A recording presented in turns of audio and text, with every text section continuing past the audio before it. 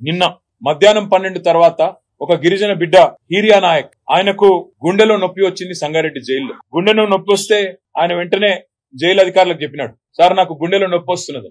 1:30కి ఆసుపత్రి డాక్టర్లను పిలిచినారు, సంగారెడ్డి ఆసుపత్రికి తీసుకుపోయినారు. తీసుకొని పోయి మళ్ళీ సాయంత్రం 4 గంటలకు మళ్ళీ జైలుకు తిరిగి వచ్చినారు. కానీ ఎక్కడ కూడా ఈ వార్త బయటికి రాకుండా, బయటికి రానియకుండా, ప్రభుత్వానికి తెలుసు కానీ ప్రభుత్వం కూడా బయటికి రానియకుండా, కనీసం ఒక వ్యక్తికి గుండె నొప్పి వస్తే జైలు అధికారులు అంటే ప్రభుత్వ కస్టడీలో వెంటనే ఆ కుటుంబ సభ్యులకు తెలియజెప్పాలన్నా వద్దా? కనీసం చెప్పలేదు. ఆయనకేమన్నా అయితే బాధ్యత ఎవరిదని నేను అడుగుతా ఉన్నా. కుటుంబ సభ్యులకు చెప్పకుండా, అమానవీయంగా ఆసుపత్రికి తరలించకుండా, కేవలం పరీక్షల నిమిత్తం మాత్రమే పంపించి తిరిగి రప్పించి మళ్ళీ జైల్లో పెట్టినారు. ఇవాళ ఉదయం మళ్ళీ గుండెపోటు వచ్చింది హీరియా నాయక్. ఇప్పుడు ఈ రోజు ఉదయం 11 గంటలకు, నిన్న ఒకసారి అయింది, నిన్న ఎవరికి సమాచారం ఇయ్యలే. ఇవాళ పొద్దున గుండెపోటు వస్తే 11 గంటలకు మళ్ళా సంగారెడ్డి హాస్పిటల్కి తరలించిండ్రు.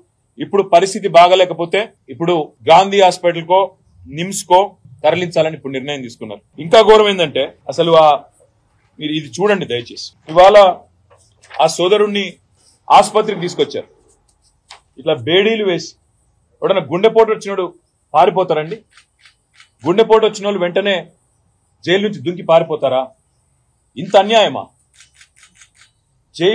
జైలు నుంచి గుండెపోటు వచ్చిందని చెప్తే బేడీలు వేసి, ఇంత అన్యాయంగా, ఇంత అమానవీయంగా, ఇంత సంస్కారహీనంగా, ఇంత చండాలమైన ప్రవర్తన ఈ ప్రభుత్వానికి ఉంది.